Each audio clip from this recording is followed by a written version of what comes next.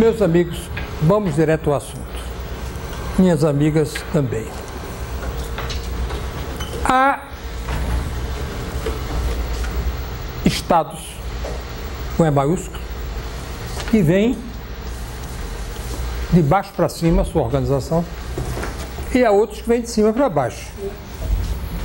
Vamos citar os dois exemplos assim mais notórios no mundo de estados que vieram de baixo para cima. Porém, antes mencionemos de passagem que alguns outros que foram criados de cima para baixo. A Espanha é produto de um casamento. A Espanha é produto de um casamento. Em 1468, o rei de Aragão, Fernando, e a rainha de Castela, Isabel, casaram. Pouco antes da descoberta da América. E estipularam no seu contrato de casamento que após a morte do primeiro, o herdeiro unificaria os dois reinos.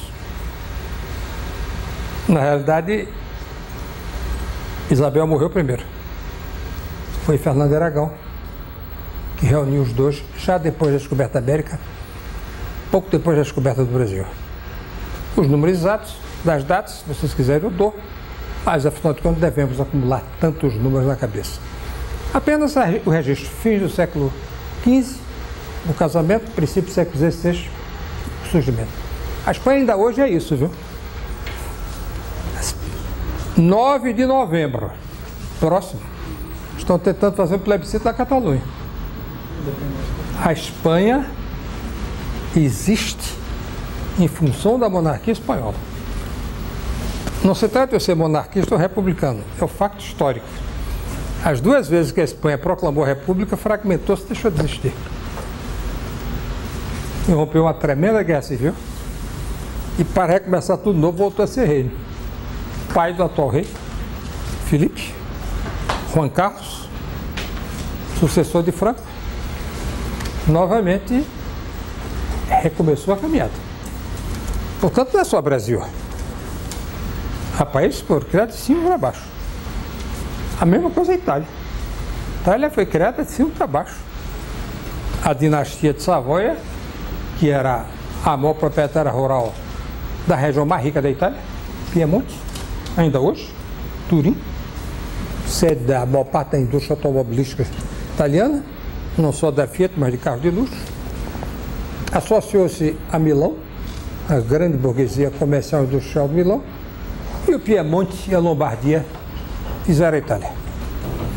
Não é o nosso caso que vamos estudar inicialmente, porque estamos tentando ser diferentes, mas nós nascemos de cima para baixo. Muita gente usa isso como argumento negativo. Depende. Porque se o argumento negativo for, o que será da Espanha? O que será da Itália? Por um triz, o Reino Unido da Grã-Bretanha acabou mês passado. Escócia, plebiscito. A Escócia nasceu de cima, o Reino Unido da Grã-Bretanha nasceu de cima para baixo.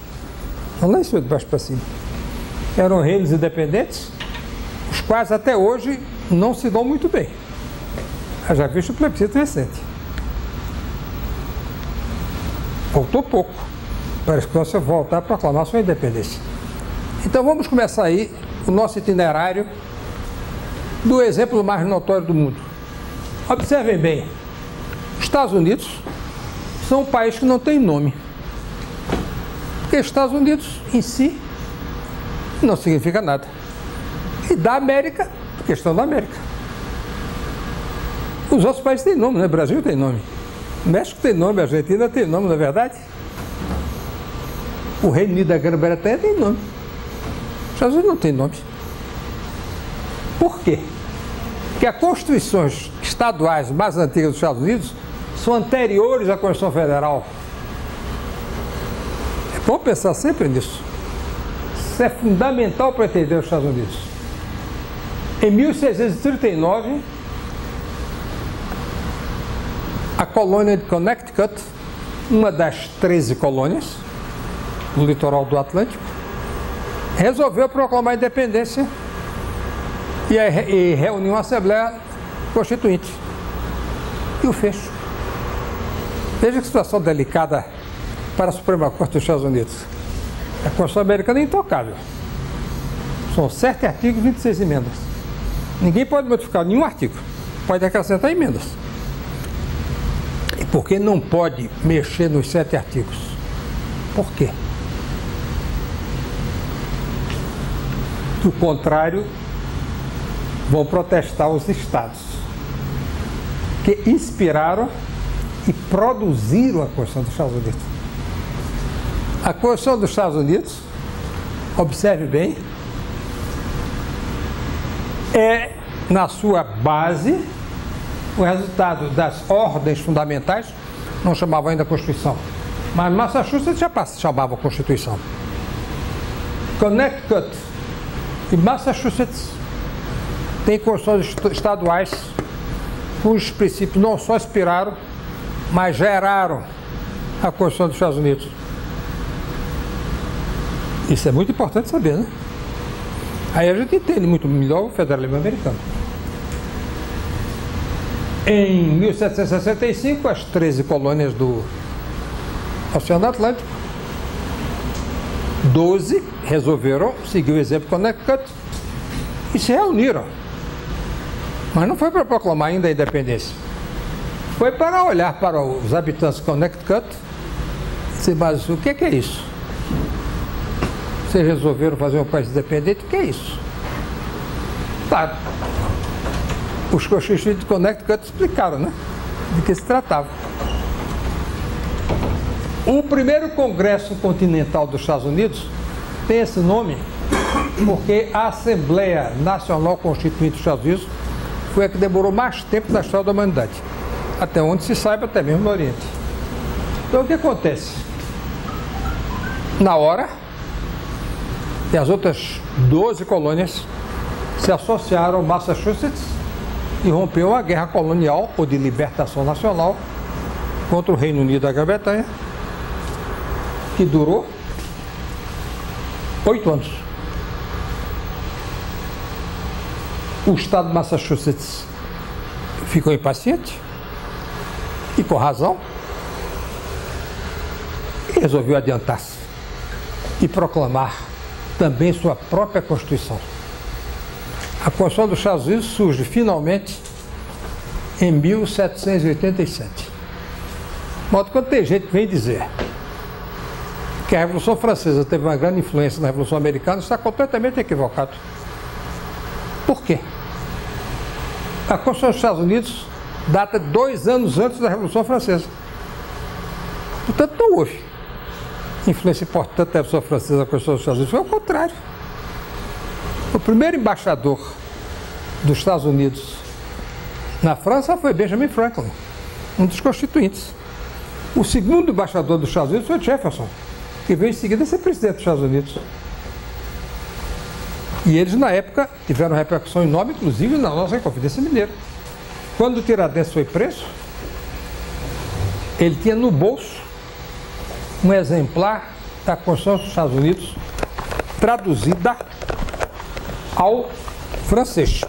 Curioso, né? O francês naquele tempo era uma língua tão importante que até os maiores documentos políticos e jurídicos dos Estados Unidos, dos próprios Estados Unidos, eram traduzidos e circulavam muito mais do que na língua inglesa. Vamos adiante? Eu vou citar um outro exemplo, não é simplesmente pela minha admiração pessoal, é porque vocês pegam a coleção da revista legislativa do Senado Federal, e veja a quantidade de artigos que tem lá sobre a Constituição Alemã. A culpa não é minha. Veja a quantidade. Quando não é igual, é maior do que os artigos sobre a Constituição dos Estados Unidos. Só pegar ali, passou pela porta, por que não folheia? O que custa?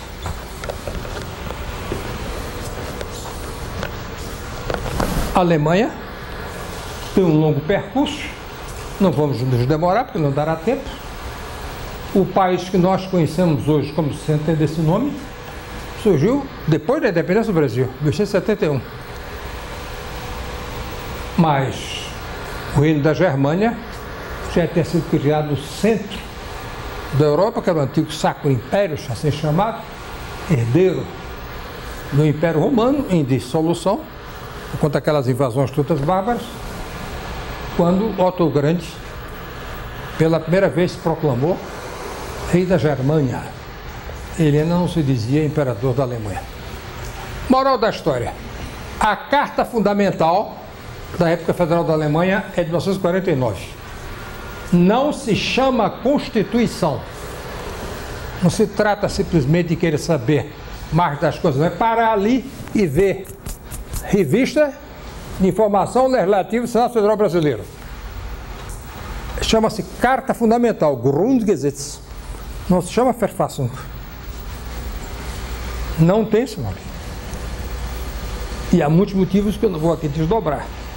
É que, na realidade, lá está escrito um artigo que muita gente talvez não consiga entender, mas o problema não é dos alemães, que os alemães só terão uma Constituição, só poderão, portanto, substituir a sua Carta Fundamental quando todos os povos de língua alemã estiverem unidos. Não estão. A Áustria continua um país independente. Então não se chama Constituição. Chama-se Carta Fundamental. Vem dar no mesmo? Sim, não. Do ponto de vista imediato, prático, concreto, sim.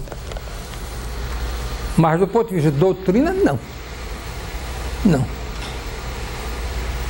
É uma sinonímia que nos deve deixar prudentemente de reserva.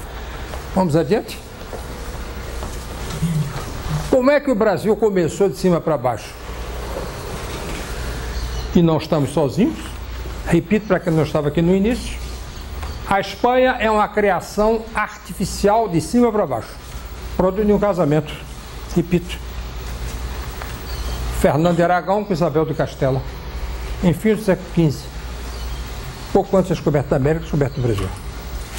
E ainda hoje é um reino como o Reino Unido da Grã-Bretanha. Aliás, não existe nenhum país do mundo com o nome de Inglaterra. Esse país não existe. Quando vocês pegarem o carro, forem aí na direção sul, passarem de frente da embaixada, está escrito Embaixada do Reino Unido.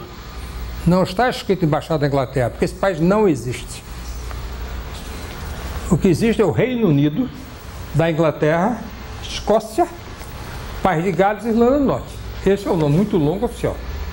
Daí que nas reuniões da ONU, observe bem, no Conselho de Segurança, sobretudo, que já é assento permanente, entre alguns outros poucos países, onde senta o representante dos Estados Unidos, está escrito US. United States, obviamente. Onde senta o representante da Grã-Bretanha, está escrito UK. Não existe Inglaterra. É como se nós chamássemos o Brasil São Paulo.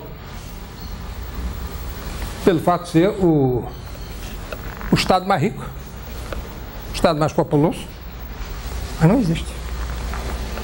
Chama United Kingdom. Esse é o seu nome oficial. Surgiu no ano de 1707. Não é tão antigo assim. Não é tão antigo assim. 1707. Foi criado o Reino Unido. Quando a coroa da Inglaterra finalmente conseguiu incorporar a coroa da Escócia. Já tinha feito antes com o País de Gales, tinha feito antes com a Irlanda do Norte. E se registra até em campeonato de futebol. Já que nós brasileiros gostamos tanto de futebol, os países que compõem o Reino Unido têm seleções nacionais próprias. Não existe o time britânico, existe o English Team. Eles não têm no passaporte escrito ingleses, nenhum tem. Está escrito British. Quando vieram com a conversa de que a Escócia separasse da Inglaterra, a minha resposta era muito simples. A Escócia não é English. Nunca foi English. Mas é. E sempre foi very British. Very British. E para saber a diferença, só indo lá. Simplesmente uma viagem de turismo não dará. Mas passando algumas semanas na Escócia, ou mesmo em Gales, perceberão que eles não têm nada de inglês. E, aliás, não nutrem grandes simpatias internas. Há mais rivalidade regional legislada que aqui no Brasil. Mas são todos very, very British. ser British é algo bastante complexo, como ser brasileiro também, qualquer nacionalidade, e que não é propriamente tão fácil quanto aparenta à primeira vista, né? O Brasil surgiu por conta das capitanias. O rei de Portugal, Dom João III, simplesmente preocupado que não conseguia tornar viável a exploração econômica do Brasil, preferia a Índia, por muitos motivos, preferia a Índia, resolveu delegar, como nós dizemos no português moderno, a determinados nobres, aristocratas portugueses, que dispunham de recursos próprios, que tinham estado em expedições já no Oriente, comerciando ouro, prata, âmbar, marfim e as sérias especiarias que vinham em segundo lugar, mas também eram muito importantes, né? O cravo, a canela. Mas isso era a sobremesa. O principal eram as outras coisas muito mais rentáveis, inclusive, por exemplo, marfim. Ainda hoje preciosíssimo, imagine naquele tempo. Só 2 capitanias conseguiram êxito. A de São Vicente, defronte de Santos, em São Paulo, e a de Pernambuco. Todas as 2 fracassaram. Todas fracassaram. Quem for a Santos, chegando na beira-mar, olhe para o marco, que está defronte. O marco é uma coluna de uma altura maior do que de um ser humano, com a cruz de Cristo, Portugal, que foi inspirada na cruz de Malta, que lhe é anterior, e nela, a coluna, está escrito quem ela é. Foi colocado aqui por Martim Afonso de Souza na quinta expedição ao Brasil, enviado pelo rei de Portugal, Dom João III. Mas está escrito. Para a gente chegar até lá tem que tomar um barquinho, né? Que fica num rochedo, no mar. Malta. O que diz isso? Que símbolo é isso? Foi uma guerra? Olha, é muito difícil de fato a gente entrar em certos pormenores. Eu não sou especialista em heráldica, mas até onde eu saiba, isso tem a sua importância ainda hoje muito grande. Malta, hoje, é dos países da União Europeia que tem renda média per capita mais alta, porque é um paraíso fiscal. Malta era uma ilha independente, que tinha uma ordem de cavaleiros cruzados, e lá se estabeleceu uma base estratégica, né? Eles estavam ali dominando o Mediterrâneo, né? Entre a Europa e a África. Mas vocês, com certeza, pegaram em pormenores na Wikipédia, inclusive em português. Quanto ao seu desenho heráldico, eu propriamente não tenho uma explicação. Não me aprofundei nisso. Sei apenas que Malta, ainda hoje, não pode ser ignorada. Foi colônia de vários países e sempre retomando sua independência. Agora, com a criação da União Europeia, todos os países da Europa resolveram, de papel passado, e também o Brasil, Rússia, China, Estados Unidos, África, reconhecerem a soberania de Malta. Vamos adiante, senhores. Uma vez instalada a capitania, estava resolvido o início do problema. O início. Porque como se estabelecer ali? Como? O donatário recebia o direito do rei de Portugal de transmitir sesmarias. Cada sesmaria correspondia a um número de léguas na direção leste-oeste, paralela ao Equador. Repito o que eu dizia no início, para chegar no primeiro.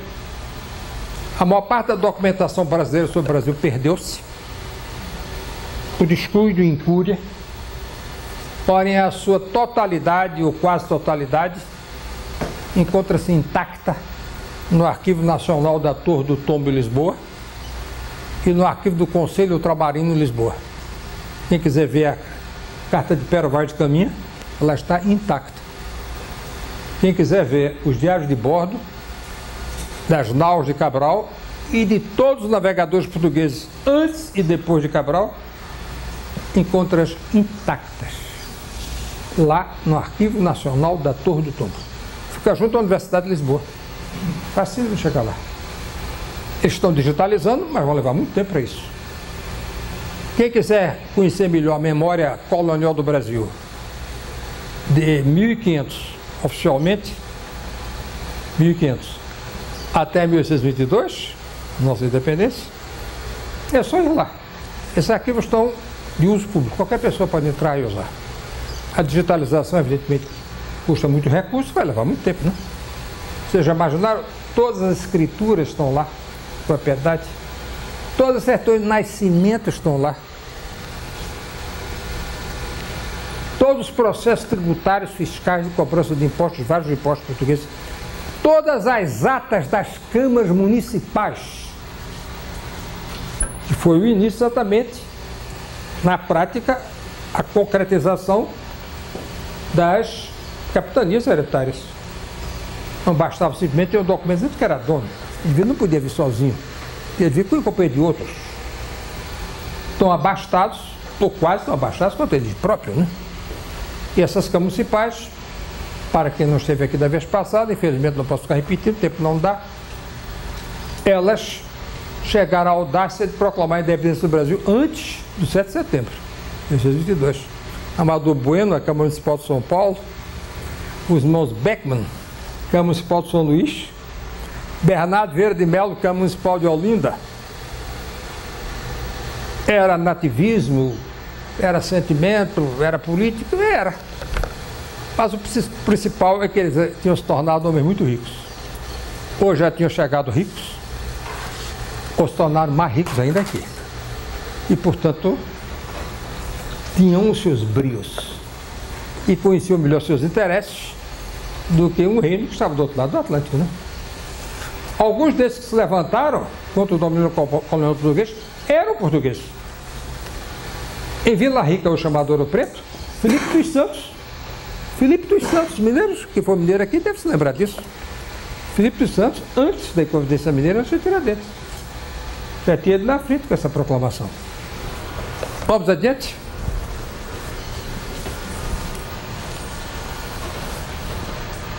A Sesmaria era a chave daquilo tudo. Nós sabemos exatamente quais são as Sesmarias ainda hoje.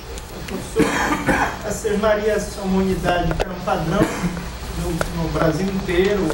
Não. Variável também? Muito. Primeiro, pela topografia. Segundo, digamos com toda a franqueza e objetividade, pelo poder econômico e influência política do candidato a receber essas Marias do donatário. Quanto mais recurso ele dispusesse, não diria mais fácil, no mínimo menos difícil de obter o tamanho dessas Marias. Eram gigantescas. Vocês terem uma ideia, quem conhece Salvador, na Bahia, além das praias, vai olhar a Casa da Torre, com C e T maiúsculos. Lá só estão os alicerces e algumas poucas ruínas que estão restaurando. A Casa da Torre tinha esse nome oficial de uma família sesmarial que tinha um país nas suas mãos, que era todo o sertão do Nordeste. Vocês já imaginaram isso? Já por um minuto imaginaram o que era a Casa da Torre? Há vários livros sobre a Casa da Torre, inclusive aqui na Biblioteca do Senado, e também no Wikipédia, é só puxar a Casa da Torre. Vocês já imaginaram? Pegava o sertão da Bahia, de Alagoas, de Pernambuco, do Rio Grande do Norte, da Paraíba, do Ceará, até quase a cidade de Fortaleza, do Piauí inteiro, da maior parte do Maranhão, só não chegava até Goiás, porque São Paulo foi a maior capitania do Brasil.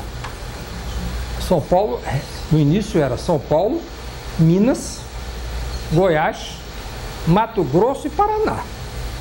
Paraná separou de São Paulo em 1850, relativamente recente. Isso tudo foi produto de uma engenharia política. Sei que não havia intenção, sempre houve intenção, desde o começo. Não se trata apenas das navegações do Henrique, o infante do Henrique. Infantes eram os príncipes, que ainda hoje é assim, Portugal e Espanha, os príncipes que não chegam a reis, as princesas que não chegam a rainhas. São chamados filhos do rei ou filhos da rainha, são chamados de infantes ou infantas. Ainda hoje se usa esse título, oficialmente, mesmo na República como Portugal. Na Espanha ainda mais. Isso é fundamental entender. Pagavam um dízimo à Ordem de Cristo. O que era a Ordem de Cristo? Foi a ordem que substituiu os templários. Os templários eram riquíssimos. Não adianta vir com sentimentalismo acerca de templário. Os templários foram extintos. Caríssimo amigo. Os templários foram extintos porque se transformaram num Estado dentro do Estado. Mais poderoso do que o próprio Estado de onde provinha e onde habitava. Em Portugal, houve a sensatez e a objetividade de, na hora de ser extinta a Ordem dos Templários, em meio a grandes polêmicas,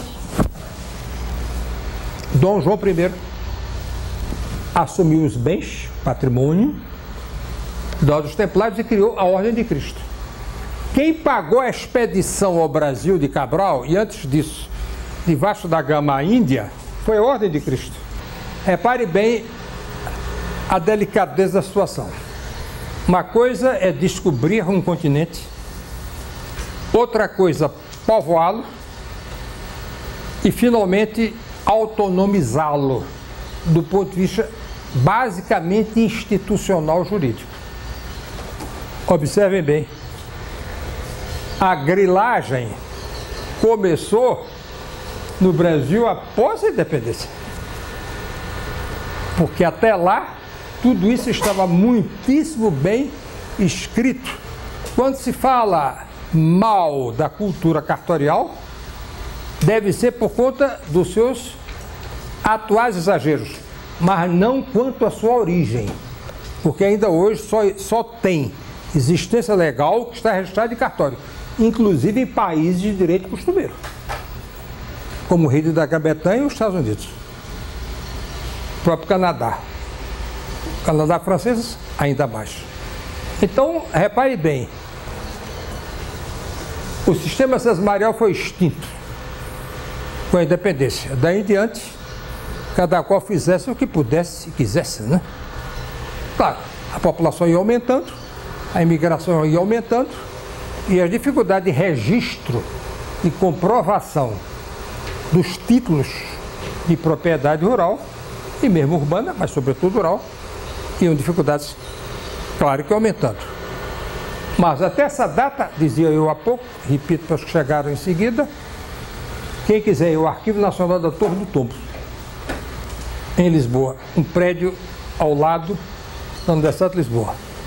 E quem quiser o Conselho Ultramarino, o arquivo do Conselho Ultramarino, também em Lisboa, tem toda esta documentação que entre nós, infelizmente, foi perdida na hora de transporte dos arquivos dos municípios mais antigos do Brasil para as capitais e daí em doações aos respectivos institutos históricos e geográficos locais. Mas a história do Brasil até 7 de setembro de 1822, fiquem vocês tranquilos, que quem tiver curiosidade e quem se dedica à historiografia sabe disso, nem que seja por curiosidade, vale a pena ver. Até mesmo a carta de Pero Vaz de Caminha está rigorosamente intacta nos dias atuais. E pode ser visto os diários de bordo dos grandes navegadores portugueses e toda essa documentação, desde Sertões do Nascimento, a parte civil e a parte criminal. A parte criminal toda documentada. Esses grandes impérios não foram impérios por acaso. Não foram impérios por acaso. Portugal, Espanha o Reino Unido da Grã-Bretanha, em seguida, em menor escala, a França, a Holanda, dispunham de uma enorme infraestrutura administrativa, e com o tempo se chama burocrática, não no sentido de Max Weber, e para Max Weber isso daí é elogio. Significa qualidade de serviço público por parte dos documentos e por parte dos servidores. Vamos adiante? O federalismo no Brasil, por que ele terminou irrompendo a duras penas? Porque é grande demais, né? O federalismo no Brasil correspondeu desde o início a uma necessidade, um impulso de descentralização. A distância entre os centros de decisão e os vários locais que não cessam de se multiplicar e se autonomizar pelo Brasil afora. Infelizmente não vai dar tempo. Eu vou mais um ou duas exposições dessas. Em 1817, Pernambuco e Ceará proclamaram a independência antes do Brasil e, por motivos óbvios, dificuldade de comunicações naquele tempo, foi impossível estender isso ao país inteiro. Vocês têm novamente a reincidência de Pernambuco dos seus vizinhos, 1824, a Confederação do Equador, que não tem influência nenhuma do país Equador. O país Equador vem depois. Propunha substituir, em 1824, os nordestinos queriam substituir Brasil por Equador, antes de surgir a República do Equador, antes da proclamação. E novamente não deu certo. Nós temos no Rio Grande do Sul 20 anos, uma luta tremenda, porque além de quererem reproclamar a independência do Brasil, queriam que ela fosse uma república democrática, liberal, patriótica, não diria nacionalista, que os termos hoje variaram muito de conceito, porém, impossível na prática, como nós sabemos. Além do Rio Grande do Sul, só Santa Catarina, República Juliana aderiu, e ainda hoje estamos procurando insistentemente o nosso modelo de república e federalismo. Para frente.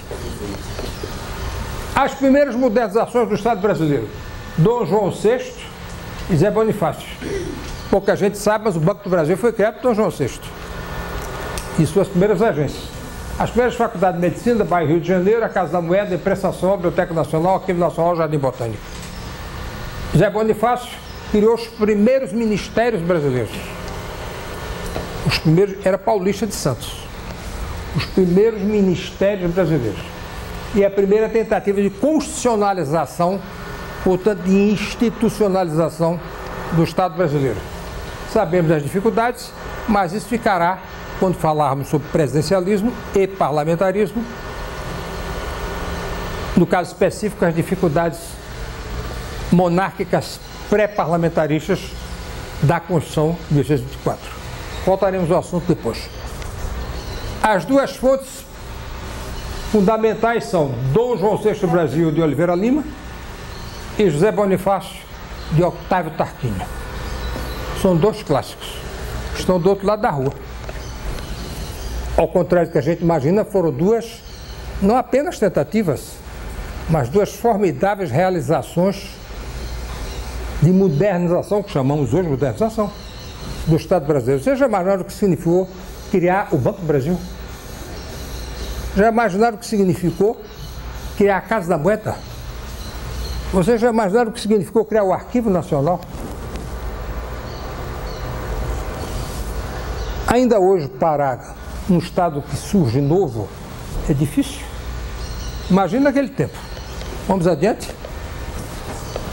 A semente do federalismo brasileiro está no Senado. O Senado brasileiro não foi criado aos moldes do Senado dos Estados Unidos, porque o país não era federalista, a Constituição de 1824 era unitária. Foi criado aos moldes do Senado francês, após Napoleão Bonaparte, querendo dividir o poder. Não só os Estados Unidos tentaram a divisão clássica dos poderes, mas da sua maneira também a Europa. Os Estados Unidos da maneira republicana, a Europa, sobretudo a França e o Reino Unido da Grã-Bretanha, num quadro monárquico. Isso daí dá um significado muito especial ao Senado. Eu não vou de forma alguma também alinhavar. Isso é para abrir o apetite dos senhores, porque nós já tornaremos ao assunto. O Senado brasileiro era o maior guardião diante do poder moderador. O Brasil, no início, não era parlamentarista. O parlamentarismo brasileiro começa por lei ordinária em 1947. A Constituição de 1924 não era parlamentarista. Instituía o poder moderador, que era, naquele tempo, um termo em voga, querendo diminuir os excessos do poder executivo. Mas a Inglaterra, o Reino Unido da Grã-Bretanha, que vai desenvolver mais a hegemonia do parlamento, capaz de transformar a si próprio como a principal fonte do poder executivo através do primeiro-ministro. O Brasil não poderia se antecipar e sim acompanhar o ritmo mundial, né? O Senado brasileiro era vitalício. Alguém poderia dizer, portanto, muito conservador. O contrário. Ao longo da história parlamentar do Brasil, o Senado, no tempo do Império, foi muito mais independente do que a Câmara. Por um motivo muito simples. Os senadores eram eleitos em lista tríplice, raramente o imperador escolhia quem vinha em segundo e terceiro lugar, quase sempre era quem vinha em primeiro lugar. E qual era o objetivo de vitaliciedade? Dar independência a também esse tipo de magistrado. Tanto quanto o Poder Judiciário, os senadores eram vitalícios. E, na maior parte das discordâncias históricas do Parlamento brasileiro com Dom Pedro I e Dom Pedro II, a quase totalidade das reações partiu do Senado. Porque os deputados precisavam se reeleger, né? E os senadores lá estavam permanentemente. Mas não era federalista, portanto, no início. Vamos adiante? Foram feitas várias tentativas de reformas eleitorais com êxito. Não vamos nos demorar, quando chegarmos ao parlamentarismo, retornaremos ao assunto. Isto é só para abrir o apetite dos senhores. Era preciso estender ao maior número possível de pessoas a capacidade de votar, o direito de serem eleitores. Chegou-se muito perto do voto secreto. Tudo que vocês puderem imaginar antes foi alcançado ainda no tempo da monarquia. E é bom que se frise. Na monarquia o voto era distrital. Não era proporcional para deputados. Era distrital. Ainda hoje continuamos com a discussão.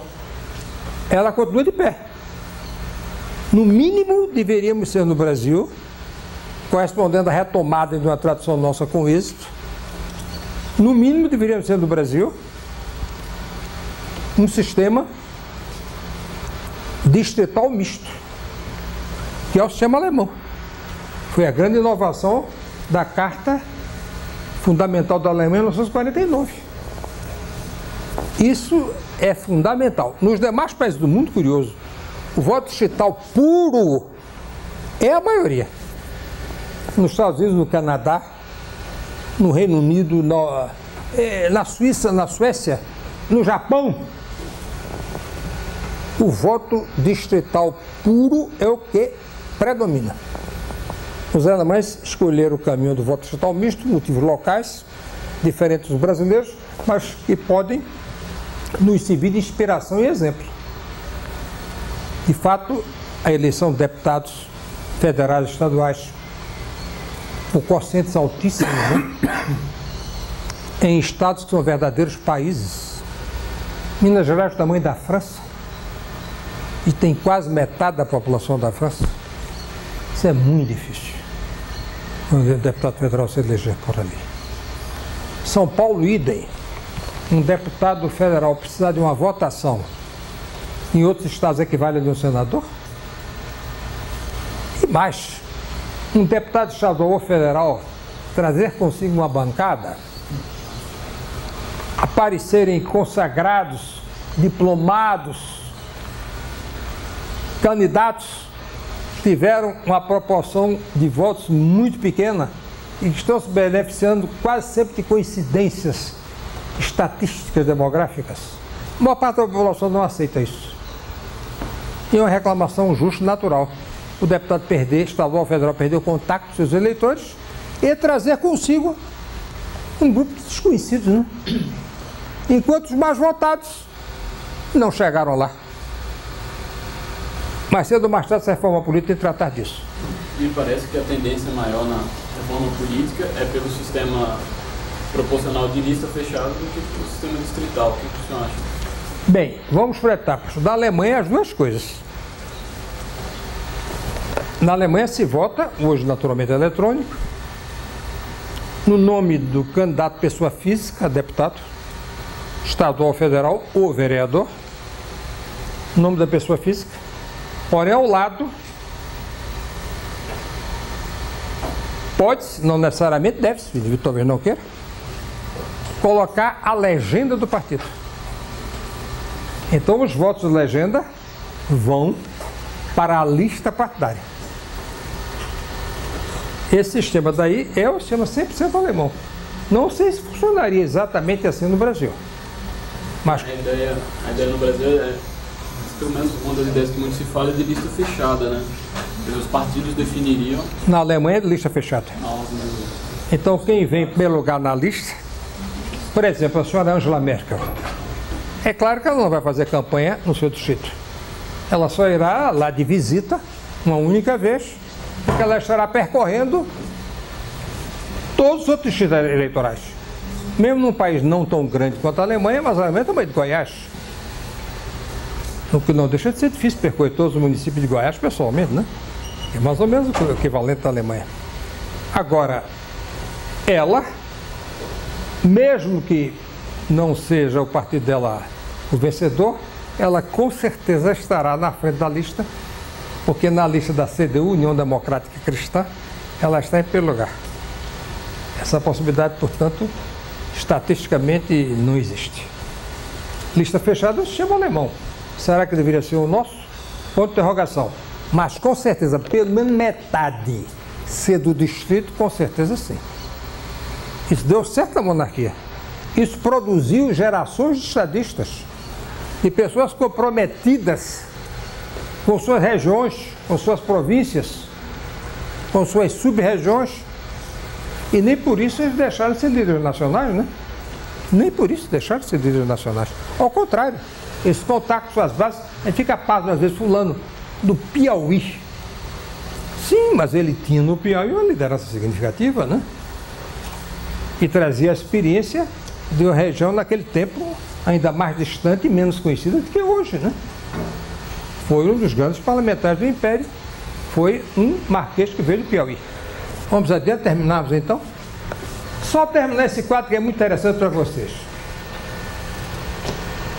Nem sempre quem nascia na província, como passaram a chamar as capitanias, nem sempre fazia política ali.